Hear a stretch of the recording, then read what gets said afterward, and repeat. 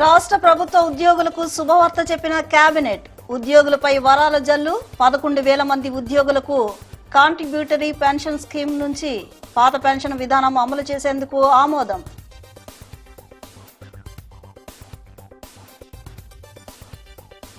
Saikrishna missing కేసులో కీలక పరిణామం. ఆరోపణలు ఎదుర్కొంటూ సస్పెండ్ అయిన కృష్ణలంక సీఐ నాగరాజును అరెస్ట్ చేసిన సిట్ అధికారులు.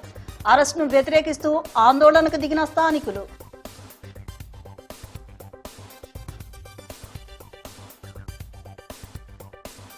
మాజీ సీఎం జగన్ పై తీవ్ర విమర్శలు గుప్పించిన మంత్రి నిమ్మల రామానాయుడు. కుల మతాల మధ్య చిచ్చు పెట్టి చలి కాచుకోవాలని గొడ్డలి పార్టీ చూస్తోందని ధ్వజం.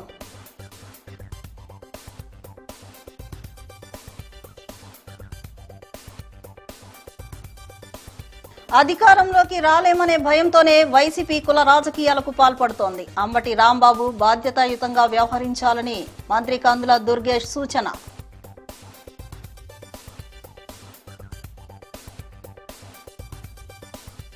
పవన్ కళ్యాణ్ భావజాలాన్ని దెబ్బతీసేందుకు వైసీపీ కుట్ర చేస్తోంది. జనసేన పార్టీ ఎన్టీఆర్ జిల్లా అధ్యక్షులు సామినేని ఉదయభాను ఆరోపణ.